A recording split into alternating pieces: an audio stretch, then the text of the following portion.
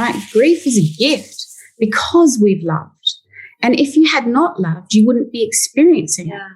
And when we walk with that gift side by side, right, understanding duality, very conscious to the fact that dark and light exist together, you know, realizing that time is illusion, we don't have time, that we're here to make the most of our life, and while we're alive, we need to do it in the most powerful way we possibly can, and that as sovereign beings, we have choices in the way that we perceive everything that happens to us. We either do it through the lens of fear or we walk through life through the lens of love.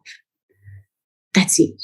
Hello, and thanks for tuning into Power Perspectives, People, Passion, Purpose. I'm Shannon, a transformation coach, and today my inspiring guest is a multifaceted force of female empowerment. A Marisa Peer accredited rapid transformational therapist, NLP practitioner, and clinical hypnotherapist, she empowers soul-driven female entrepreneurs to serve their purpose and create the impact they're here on the planet for. After experiencing a deep spiritual awakening, she was called to leave a 20-year narcissistic marriage while caring for 7 children and rebuilt her life from the inside out. After tragically losing her 21-year-old son, Alex, to suicide only about a year ago, she had another profound transcendent experience as he took her on what he called the journey of the rose. With so much love, it's my pleasure to have Trish Evelyn of the Embodied CEO with me today. Welcome, Trish. Thank you so much for being with me. Oh, you're welcome. What a beautiful bio. I think I'll get a copy of it. It's you. Tears to my eyes. Well, it's yours, so I'm glad. You have so much a wealth of knowledge, but also a wealth of experience. And I think that's the way that our cells really take on all of that knowledge and truly embody it. So I'd just love to get into it. Trish, can you share with us your powerful perspective, a bit about your story?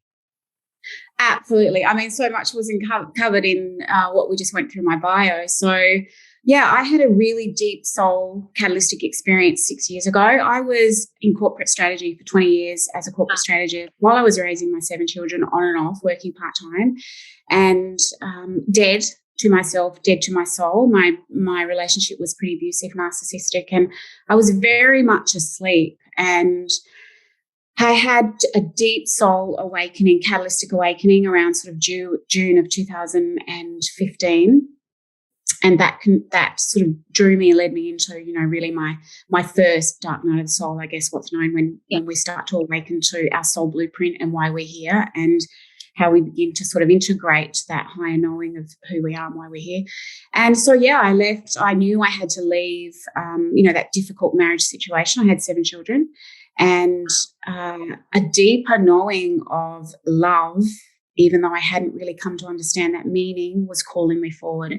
I couldn't ignore it anymore. I had to make really, really difficult changes in my life. I had to leave my children, my 4 boys, because my husband wasn't going to leave the house at that point. And I went and lived with my mum and my 3 girls for 9 months, and went through a really deep period of coming back, what I call the journey back home to yourself, journey back to wholeness, which is essentially, you know, really the ascension process is the awakening to our souls, which is essentially the feminine within. So, you know, really beginning to understand who I was at a much deeper level, and actually saying yes to that journey, which is often the hardest thing to do. It's just starting it. Wow. And I mean, you've had so many ups and downs, or ebbs and flows, as is the nature of life and everyone's experience here. But I mean, more than many, and 7 kids, that on its own is I can't imagine that. But can you share a little bit about when you hit, or how you hit rock bottom, but more importantly, or as importantly, how you managed to get yourself out of that? Yeah, I absolutely. And I know very clearly that really deep point. So there was, first of all, the point of recognition that I actually can't do this anymore. And if I had to stay in this marriage any longer, like I was dead to who I was, even though I truly didn't know who I was at that point. And so I left the journey and went to my mum and dad's, and I remember getting signs and symptoms, because our soul, as we're beginning to awaken, the soul, the language of love within us, doesn't speak like the mind. So it shows you signs and symbols and certain things to follow. And I was only beginning to awaken really to what those signs and symbols were. So I was still very much in my masculine. I was, you know, in corporate, I was in trauma. I was in the masculine structure of survival. Yeah. So, really living off of fight or flight. I had those symptoms of fibromyalgia, and a lot of what those women experience when we're in fight or flight mode, really not expressing who we are or being able to feel safe to come into our bodies, come into our feminine. So I started to see these signs and symptoms, and I thought, is this kind of what people mean, right? I've always been connected and had a connection to God, and I was Catholic for 20 years, right?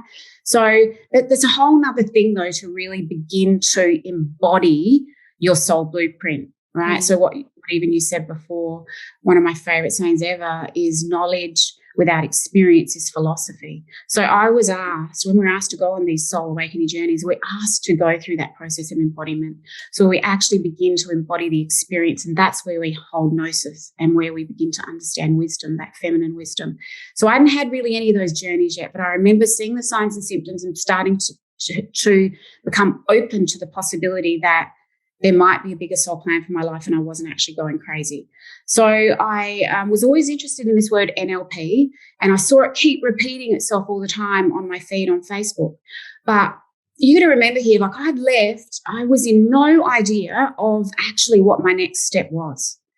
And I mean, I can only just say women who are starting out on this soul awakening journey, like just trust your soul. It is immaculate and it has a plan for you like you cannot imagine. And you hold knowing and gnosis that you haven't even begun to understand about yourself yet. That's all I can say. Wow. So I remember following the fact that there was an NLP thing coming up, right? That was literally like, what is this NLP thing? Yeah. Neurolinguistic Programming, what is that? Again, it's a still thing of the mind. So I followed that, and it was actually one of the first steps that began this deep transformational journey, because I followed it and I went away for 5 days. So first of all, I had to say, right, I've got to break away from my environment. I'm actually doing something for myself, and I'm going in a retreat type setting, and I'm going to go there for 5 days, and I'm going to learn the basics of hypnotherapy. I was in corporate, right? What is hypnotherapy? Like crazy. This is just, what am I doing? And even I remember day one thinking, wow, like, what is this? It was so new to me. And I remember one of the days coming back from the course, it was probably day 2 or day 3, I had a life-changing moment where soul, where spirit, where God really, really came in and spoke to me very clearly. And I was on my way home, and it was long days in this training, and it was in the country, and it was dark, and it was pouring with rain, and I'm bad with directions at the best of the times. And I remember coming from the training, it was about 7:30 at night, and I got completely lost. So I was sharing a cabin with a friend, and we were doing it together. Well, a friend that I'd met actually, sort of just along the journey. Mm-hmm. And we were doing it together, and she said, I'm going to head off. You can follow me. I said, yeah, no worries. I'm fine. And then so I drove, but I got completely lost. And I was thinking, I do not know like where I am right at this point in time. And I pulled over to the side of the road, pouring fog. I couldn't see 2 inches in front of me, and I just broke down. I cried my heart out. I'm like, what the F do you want from me? You can slow here. I'm in the country. I got no idea what you want me to do. I have no idea who I am and like anything about myself right now. I've left my children at my mum's. My life is a mess. There is chaos all around me, and I'm pulled over on the side of the road. Not only was I lost, I was lost metaphorically as well. And I remember, and I heard the voice say, Trish, follow the blueprint, follow the map, follow the map. And I'm like, what the do you mean follow the map? Like, what are you talking about? Like, they're like, grab your phone and put in here in your phone where you've got to go. Put in the destination. I'm like, okay, well, I remember where I was staying, and I didn't have GPS thing on my car, and it was a rental car, so I don't think it's, activated. So I put it in on my phone. I'm like, okay. And I stopped the tears, and I just began to come back into my body and calm down, because I was just delirious with how my life was crumbling around me. And yet there seemed to be a plan, which I wasn't quite aware of. And so I did that. And then they're like, just drive. And they're like, now they basically said to me, you will only ever be given. So I only could see in front of me quite literally the distance between me and the lights, right? And they're like, that's it, because I couldn't see. We're in the country. There was nothing. There was no street lights, nothing, no light except the light of the car. Yeah. And they're like, you just drive and follow the light, right? Follow every distance. You just keep driving, following the map. And they're like, your soul has a plan. And they said, and you will never, ever be given any more than the distance than what you can see in front of you now. You'll be given one step and one step and one step, but you've got to trust and surrender, trust and surrender. Mm-hmm. And that is how your soul unfolds, right? We're not going to talk to you like the mind talks to you. We're going to talk to you in metaphors, right? We're going to weave metaphors through your life. We're going to talk to you in a different language. It's the language of love. I want you to know how to speak the language of love because that's what you're here to do. And so I hopped in the car and I drove, wiping my tears, and I got to my destination. I put it into the map and I found it there. And never at any point could I see any more than the light would afford me. And they were like, we want to know all things, but that's not how this journey unfolds. Because truly, if you were to know all the things that you needed to know, you wouldn't agree to do most of the things you have to do. Crack open. Yeah. And the truth is, they're like, you'll be given one step and you need to master it. You're given one step and you need to master it. That is feminine mastery. That is emotional mastery. That is the mastery of the soul. So I'm like, okay.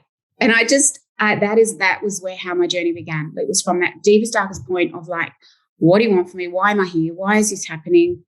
And I just fully surrendered into that moment. And when we do that, miracles occur because we get out of the logic and we start to enter into a whole new frequency that at the time doesn't make sense, but it is incredibly profound. I love that. And the fact of, I say that very often in my own life. I tell my partner that all the time is we'll go as far as we can see. And when we get there, we'll see further. That's it. We'll go with don't worry, go as far as we can see. When we get there, we'll see further. And the point of surrendering, so many people think surrendering means giving up. Surrendering just means allowing a process that you can't understand, but knowing through love that it has your back. It is you. It has your greater divine plan at hand. And you just like define that so well, metaphorically and literally, sitting lost in the fog and the light. It's dark all around you, but the light is a view of your car being able to see. So that's amazing. Thank you. Yeah. And then they follow that. And that's all I've ever done. And I mean, that creates, when we open up to that area of surrender, it creates space. Yeah. Right. The mind is actually very narrow and very channeled and full of expectation and judgment, which creates tremendous amounts of pain. And it's not who you think you are that keeps you stuck. It's who you think you're not. And it's very limited. But there is no limit to the capacity what the soul can hold. And when we start to open up to that, when we open up our heart, when we open that miracle, that those portals of the frequencies of heaven on earth, life becomes magical and really miraculous, even when we're in the winters of our soul. Oh, that's beautiful. And like you've had the language that you speak, the words that you're using, they're very high frequency, high vibrating. But you've overcome a lot of grief and loss, and you've had to then develop really strong resilience. Can you talk a little bit about, I mean, obviously the love guided you through, but you spoke of the guides or how did you get through and arrive to this level of resilience through all the things you had to get through? Yeah, well, one of the first books I ever really read is called The Map of Consciousness. Can't quite remember the author. If anyone hasn't read it, I really recommend reading it as you're going through an awakening journey, because it explains something called, it's called Power versus Force, and it explains something called the Map of Consciousness. And most people who have like really gone into this awakening have an understanding of that.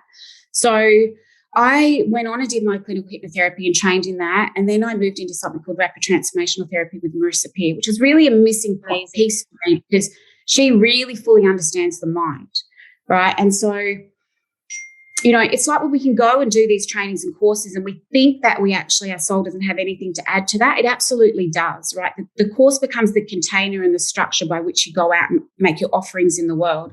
But it's actually what happens when you're in those courses and your own feminine healing and the downloads of knowledge that you get. Like once I went into that and started to really understand the mind in a deeply profound way, that the mind is here to keep you safe, not make you happy, right? It's wired for connection, and when we experience trauma, big or little, it then rewires us to connection. So to protection. So, you know, when you actually understand the way the mind works and that it's a really primitive piece of technology that actually keeps us safe. It's here to keep you alive, not make you happy. That's it. So I was also reading alongside of that power versus force, and these things called, the lower vibrational frequencies, anger, sadness, fear, shame, guilt. And so all of that, was kind of intermingling into what I was learning and what I was seeing as a practitioner, seeing clients in real life, in real terms too, about how those low vibrational frequencies, which are predominantly were kept in patterns and behaviors cycling in anger, sadness, fear, shame, guilt, these lower vibrational frequencies over and over and over that keep repeating in our life. It was kind of intermingling with all the things I was learning with Marisa Peer. And I was thinking, wow, that's really beginning to make sense. And I could see it showing up in my clients time and time again. And the thing is, the whole journey of the soul and expansion is to actually rewire the mind and then step into the wholeness of who you are as a soul. And that everything we experience, which we perceive as missing, is really our voids, right? The polarity, the third dimensional frequency exists in polarity. And when we're in the mind, we exist in the opposite of what we want: anger, sadness, fear, shame, guilt. Our role here is to transcend those lower vibrational frequencies and then move into and hold at a greater capacity when we're operating, no matter what we're doing, the joyful, the joy, the love, the peace, the frequencies of heaven on earth. Because New Earth is built by the individual of one person. Right, as each person comes into and holds these bigger frequencies, as they shift and clear and heal through the feminine, anger, sadness, fear, shame, guilt, they're then able to ascend into these higher frequencies and hold them for longer periods. And as each woman comes into the power of one, the power of that knowing within herself, we change the collective vibration. We change the way we vibrate. So, that book showed me, along with the teachings of Marisa Peer, how tiny our mind is, right? How we stay stuck in the smallness of our mind. We stay stuck in looping patterns of anger, sadness, fear, shame, guilt. We want to rewire that, right, from a higher perception, from a knowing, a bigger knowing of our soul. And most of the time when we come at problems, we're side by side with the problem. But we've got to go above. We've got to take that higher perception of the soul. And so I did the work. I did the tools. I didn't just say, oh, here, Marathi to passion. I did the sessions. I cleared those lower vibrational frequencies. I understood through hypnosis, why I held these beliefs, why I attracted these type of relationships. I did the embodiment work. And so when you actually begin to embody the gnosis and the understanding, you yourself begin to shift in vibration. It's inevitable, because that is the work of why we're here, really. Every person to have that understanding and awareness, you're not your mind, that those things are voids, and they ultimately become your greatest value, because there is no rain without the rainbow. That's brilliant. And there is, like, so many people think, I mean, you're a practitioner, so neurolinguistic programming, hypnotherapy, and within hypnotherapy itself, there's, timeline therapy, matrix therapy, embed therapy, so many different modalities. For you, when people think, okay, I just want to sit in a chair, tell me that everything's wonderful and I don't have to do the work. For you, you do understand. And how do you convey to your clients that it's not just, here, let me talk to your subconscious mind for 5 minutes and poof, you're absolutely fantastic. Life is wonderful. It always rainbows all the time. How do you convey that you're rewiring, you're literally changing the neural structure of your brain? And that is deep work. How do you kind of reconcile that with your clients and with yourself as well? Yeah, well, I think I try and give them what I call the 20,000 foot view of their soul. So they're right here now, but it actually is an illusion to who you are. And with every client that comes to me, I am able to see as if I can almost see them in their highest expanded form. So what they're really presenting with, right, is never the problem, but what they're really presenting with seems like, okay, well, that's actually not who you are. So let's just get on with it, right? Yeah. So I'm able to shift them very quickly into a higher state of perception, right? One of my favorite quotes ever is Einstein: you cannot solve a problem from the same level of consciousness, right? I have to, as a practitioner first, I don't go in at their level. Yeah. I'm working with them at their soul level first, because that's who I see. When they come to me, they're under the clouds, they're in the mind, it's raining, it's dark, they're suffering from all the illusions of who they're not, but they're none of that. And I say to them, okay, let's get in a plane. Here you are in your life. It's shitty. It's raining, right? You're under the clouds. I know that. You maybe not. You might not. But my job is to move you, shift your perception as quickly as possible. I said, let me give you a metaphor for that. Okay, if we were to hop in a plane and we were to go above the clouds, what are we going to see? right? Blue sky. You're that. Hello, that's actually who you are. Always who you are.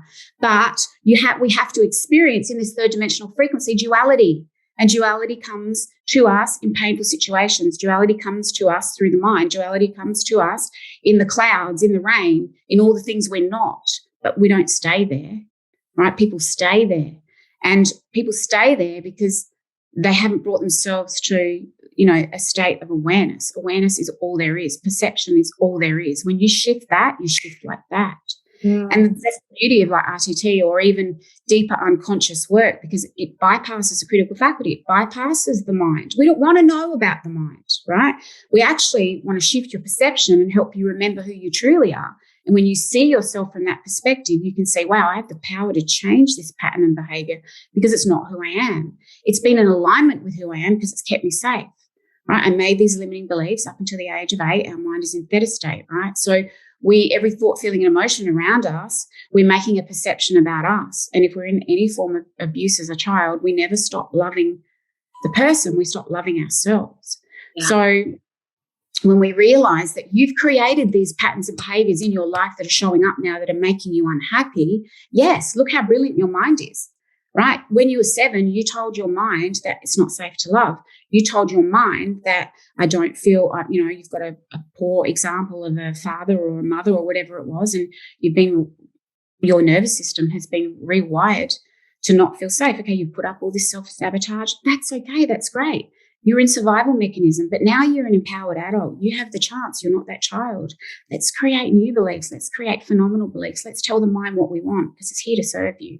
But sometimes we can't possibly even know what that is because we're not open to our heart. We're not in our feminine. We're not open to the feelings, right? The desire, all the things we want to create. We don't know where to start. So it is a journey. I can shift women rapidly within 4 weeks. Like I have a program called Sovereign Woman Blueprint, and we do all of that. But the thing is, when any woman comes to me, she's in the illusion of who she is. I'm not.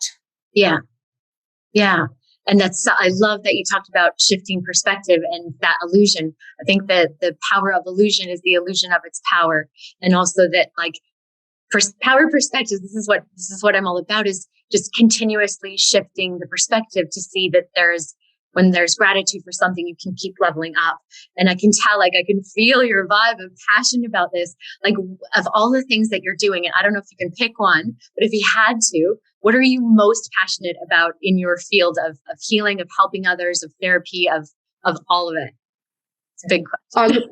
Undoubtedly, I've just started a new program, a beta program called the Embodied CEO. So I am so deeply passionate about women stepping into rewiring their mind and stepping into the superpowers of their soul, right? And I'm so deeply passionate about them creating businesses that are in alignment with who they truly are as a soul, right? Going out and changing the vibration of this planet, being divinely compensated for your work and doing that, knowing that that's a law, that that's a given, creating a business that's deeply in alignment with who you are, not serving the mind, not serving the masculine, right? Leading from the heart, leading the feminine way.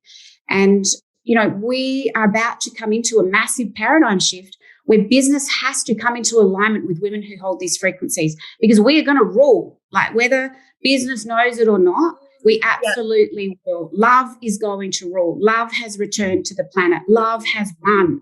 Okay. And business has to follow that, right? The feminine has returned in you and me.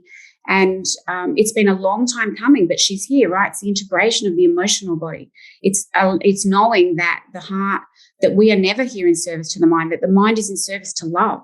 Mm. And when you go out with that intention first, then real businesses creating real impact, earning real money, are going to create the frequencies of heaven on earth. But we have to hold that vibration first. We have to hold that belief first. And as women, we need to lead from love. We need to lead from our hearts and be heart-driven women who say no to the masculine paradigm. Hello, you need to do it this way. Yeah. Right? You're in service to the feminine. You're in service to love. Yeah. Okay, enough. So that is what I'm passionate about. I can tell. That's amazing. And you've answered so many questions just naturally speaking about this, but what do you wish more people knew about your work, men and women? What do you wish was more known or less stigmatized? it's not who you think you are that keeps you stuck. It's who you think you're not. And let's stop the smallness of the mind and, do the work, get out of these lower vibrational frequencies that are required to you, embody the power of the feminine, which is love. Our true superpowers lie in, love and compassion and truth and integrity. And, these are the things that as businesswomen, we need to start holding more of and not being afraid to lead from those places, right? Integrate it into the business structures, create themes in our businesses that actually allow space for love. So, I just sort of really want to call more forward, more feminine leaders who are stuck in this masculine paradigm of doing, and they're actually scared to come into their feminine and lead from love and lead from the heart, because that's a process and it does require bravery and commitment. But once you align to, your bigger mission message, it becomes a theme in everything you do in your life, not just in business, but in the way you lead yourself as a woman and in your own family. That's great. That's great. The other thing you talked about a couple of transcendent experiences, and one was after the loss of your son. And I'm so sorry, I cannot even fathom the loss of a child. That's probably the hardest thing that anyone can go through. But you did talk about how he kind of guided you through a journey to the rose. Can you describe a little bit about that? It sounded very special. Yeah, it was incredible. He was an incredible soul and very balanced. He was 21 and he was one of these beautiful souls that never fitted in, right? He knew he never fitted in. He was really like, he had such a deep protection for women and the alpha male, and his kindness was nothing that I've ever felt from any human before. Like, he was just profound, but he struggled with the weight of this world. He struggled in the definitions like most young adults do these days, because they haven't had enough embodied wisdom, right, to actually begin to really know who they are. And he was very much into philosophy and the mind, and he was a big thinker and incredibly intelligent. He was a poet. Right? He was all of that and more. And I knew, and we were very, very, very close. And but he felt the pains of this world really, really deeply. And then he moved out with his brother, and then got had a girlfriend, and there were other things, going on. And he was very much in his mind, and he didn't really want to hear anything that I'd had to say around my forms of therapy and inner child healing, because, he grew up in a narcissistic marriage, right? And that is what I've always called the false love template, right? We have a paradigm of false love, which has been based on narcissism and codependency. And when children and generational trauma is created from those two templates, right? And we call it love. It's not love. Right? It's love, conditional love, and it's created massive amounts of trauma that has just rippled through one generation after one generation. And Alex was a byproduct of generational trauma through my marriage.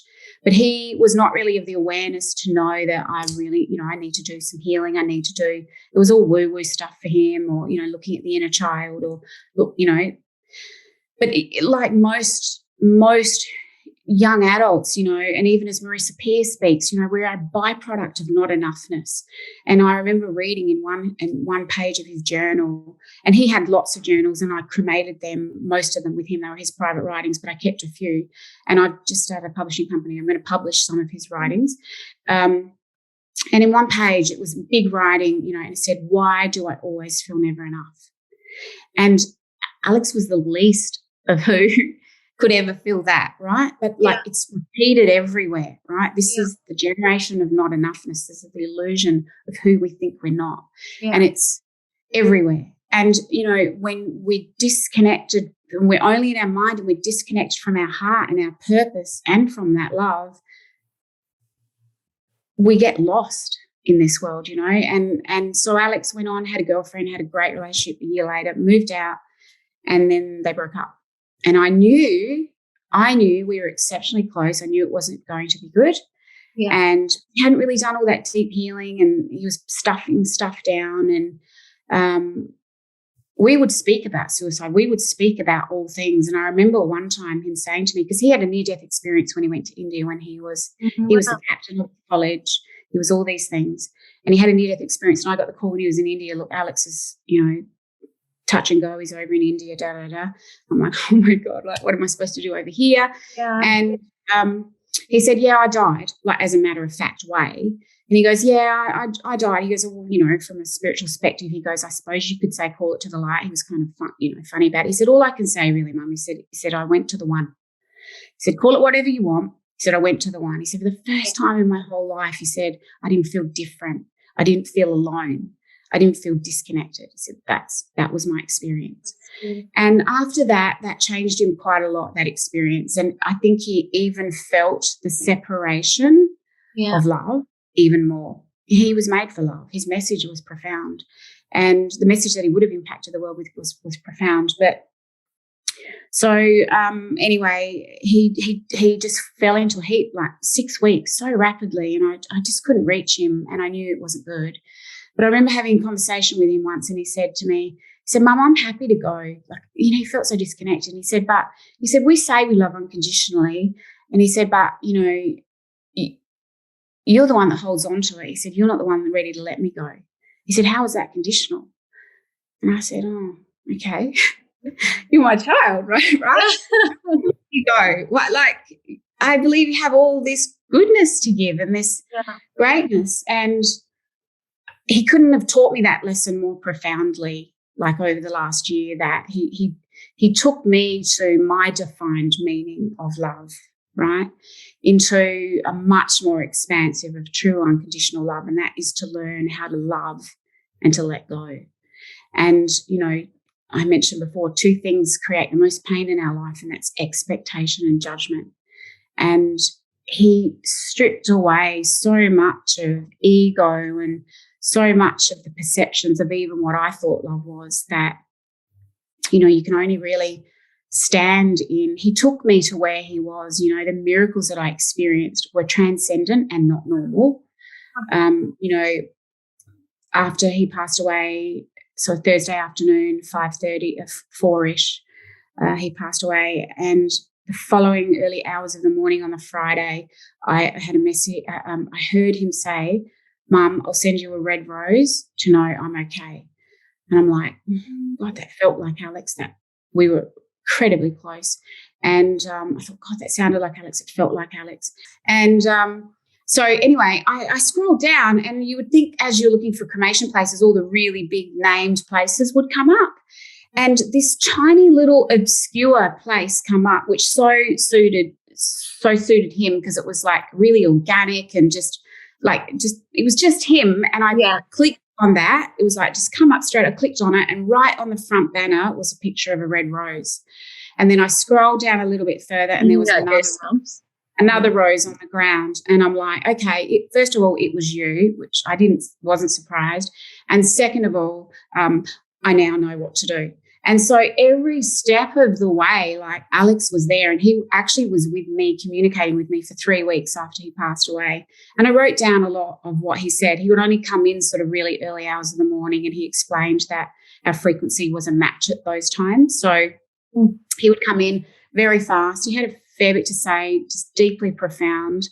And I will write a book called The Journey of the Rose and share some of that journey, the miracles were just beyond the mind, right? Because, a miracle is a gift of faith, and it's not understood by the mind. We want to try and see and look at a miracle and think, I've got to make logic of it. You just can't. All we can do is stay in that space of openness and be grateful. And the consolation and the grace and the peace and the knowing that I was given during the most traumatic, essentially from a third dimensional version, traumatic experience that I could ever go on, were transcendent and profound. And he carried me in these frequencies basically until he left, which was sort of 3 weeks. And then I had to deal with all the human grief, and I still grieve, and, I cry, regularly. And I feel like I'm sort of shedding more of those layers even now, like a year ago. So a few days after he passed, so many miracles and signs, and there's just too many to talk about. And one of them was, though, I hopped in the car, and from nowhere, sometimes he would take over my playlist. And so from nowhere, these 5 songs started playing, and the first song was The Rose. I didn't have it on my playlist. I love that song. I haven't listened to it for about 15 years, though. The most beautiful song. And I'm like, no, like, don't. I can't bear to sit in the car and listen to this song. what are you doing? You know? And I listened to it and just sobbed my heart out and cried my heart out. It was such a hard song to listen to. And after so we kind of went on this journey and this deep unfoldment of really what I defined unconditional love to be. And sort of more recently, he had sort of really said, he said, I've taken you on the journey of the rose. And see, this is what happens, right? We have these experiences, but we don't actually sometimes always have the full picture. I hadn't fully embodied it yet. I hadn't fully really begun to understand the metaphor, like I'd spoken before, the unconscious, the soul weaves metaphors into our lives, right? Because it talks through symbols and it talks differently. And when we can begin to understand at a much deeper level, what is it the metaphor God is weaving or planting or seeding in your life? And Alex said, Mum, I've taken you on the journey of the rose. And I went, wow. He goes, yeah. He said, God is the gardener, your soul is the soil, and you are the seed. Our heart is the seed of love. And we have to have that seed cracked open in order to bloom into the rose, right? We cannot exist and reach our highest vibrational frequency without the opposite, without all those what we perceive to be negative vibrational emotions. They are negative because we choose to stay in them, right? We don't allow the tears from those experiences to water the soil, right? That go down to the depth of the seed, which creates the softening that allows that seed to crack open. You know, everything we experience in our life has a purpose, and that purpose is for you to step into your highest frequency. And often we do that through polarity. We do that through pain. There is no rainbow without the rainbow. And I wanted to ask you why you think we come in and we ask for complete amnesia, and then we ask for complete trauma in whatever way that might be. For some, it's completely way more aggressive or stronger than it is for others. But we go through trauma, we asked for it so that we could learn and overcome from it so that we could continue to evolve. Why do you think that we do this to ourselves when we're choosing to remember? If that makes sense. I had a moment where about 10 years ago, I saw myself talking on a stage, and there was quite a few people there. Now, you got to remember this vision come in when I'm at home in a deeply unhappy marriage, raising 7 children in the corporate world, seeing myself talking on a stage. And I remember having that vision thinking, what the hell could I possibly have to say? Like, no, not going to happen. No, it's not. I don't even know who that person is. I don't know who that woman is. And I didn't. Like, I genuinely didn't. And I was curious about that for a really long time. And I remember reflecting, you know, like fairly recently, because I've been asked to start talking about the journey of the rose and doing more speaking and stuff now. And I absolutely know what I've got to say, right? And I remember standing on having the conversation with God and even going back and linking back to you'll only ever be given one step. And the conversation between the two of us was very much along the lines of, okay, so now you know, right? Now you know what you might be talking on that stage. Now you know what that vision might have been about. But, you know, honestly, Trish, if I had said to you back then and you wanted to know what that vision was about, you have to go through all of this polarity and opposite and pain and suffering and clearing and perception, and you think you're going to get to the end and then I'm going to take your son away. That's what it's cost you to go stand on that stage with that message. Would you do it? And inevitably, the answer would be no. Of course. Right? So we can't know, right? We can't know what is going to bring us the polarity, the pain, the opposite that is going to bring us to our highest living frequency, because if we did, we wouldn't agree with it. That's right. It's too much. Yeah. And grief is a thing where, you know, I'll be sitting and then I'll have a wave and it comes in waves of just immense tears, just well up from nowhere, that just, you think of one small thing and then woof, this avalanche of tears just come. And it really calls you into the present moment, right? And that's what the gift of grief is, because it calls you to be present to your feelings and emotions, to get out of your mind, right? And to love from the place of grief, to grieve because we love, right? Grief is a gift because we've loved. And if you had not loved, you wouldn't be experiencing it. And when we walk with that gift, side by side, right? Understanding duality, very conscious to the fact that dark and light exist together, you know, realizing that time is illusion. We don't have time, that we're here to make the most of our life. And while we're alive, we need to do it in the most powerful way we possibly can. And that as sovereign beings, we have choices in the way that we perceive everything that happens to us. We either do it through the lens of fear or we walk through life through the lens of love. That's it. What's your choice? Alex wrote in a small piece of poetry on a page, will you be the giver of thorns or will you be the rose? The rose is that metaphor of the thorns and tremendous beauty, right? And the rose is a gift, is the world-known gift of love. But amongst that love is these thorns that can pierce you and make you bleed on the journey to the rose, you know. And it was challenging me of, you know, where do I want to stay? Where do I want to stay on this journey? He has pierced, the seed has cracked open. I am bleeding, you know, but I choose not to bleed on others. I choose to take that and turn that into a greater message of love. I'm not here to be the sacrificial lamb. You know, I'm here to stop the slaughter, right? Humanity is hurting. Yeah. And if I can alleviate one person and help them remember who they are, then my job is done. And that journey that Alex took me on was worthwhile. That's great. And your words, your actions, your work, they speak for themselves. And that's so clear that you are, you know, a warrior of light. You're here to help people. And speaking of that, you're actually, you're leaving a link. Is that right? For, a tool that listeners can utilize? Is that, can you just represent that? Yeah. So, I have, and so many women have sort of taken advantage of this and used it. I have something called the Energetics of Success, but it's a 12-part hypnotic audio series. Wow. And it's 12 months worth of journeying through and the rewiring on lots of different topics, right? Not enoughness, lovability,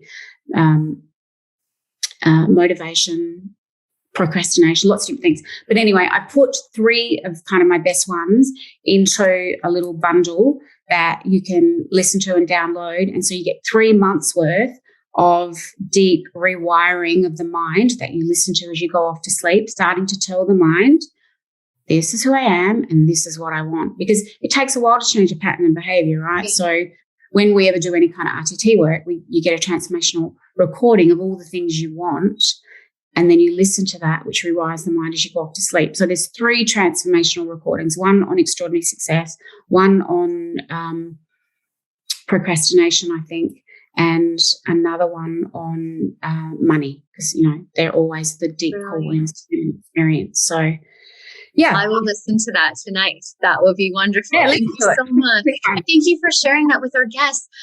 Lastly, I'm going to leave some links for people to find you, and that was one of them. And you've shared some other stuff. So where else can we find you? So you've got the Embodied CEO. You're on Facebook. Is that correct? Yeah, I'm on Facebook. The Embodied CEO is launching now. It's going to be a small container of women where we kind of really merge the energy and the strategy, right? But we lead from our frequency. So it's women who want to come in, really build their online business, get up to 10K months very, very rapidly, leading from the feminine. 10K the feminine way is what I call it. But it's where we sort of create your soul signature program, and then we have really beautiful ways to bring in leads and to start to sort of, it's through the power of one. I have a very unique framework called the Soul Business Blueprint. It's time soul come back to business. And back to that blueprint. Only comes back to you and me, right? So making the choice to actually lead in a different way, to lead from our hearts, to lead from love. Oh, that's so beautiful. And so I'm blown away by you've just inspired me. Like I love when I talk to other people that just relight that fire. Like, yes, let's help other people. Let's put aside the bullshit. Let's start clearing the illusion. So thank you. Your energy is inspiring. Your words are, and it's been an absolute pleasure. Thank you so much for your time, Trish. I really appreciate having you on the show. Bye. Thanks for tuning into Power Perspectives. My guest today was Trish Evelyn, and you can find her on Facebook at The Embodied CEO. She's got 3 books on the way, so stay tuned for her incredible journey to be continued. I'm Shannon. Thanks for being with me. And until next time, remember, our ability to shift perspective is our greatest power. Have a great day.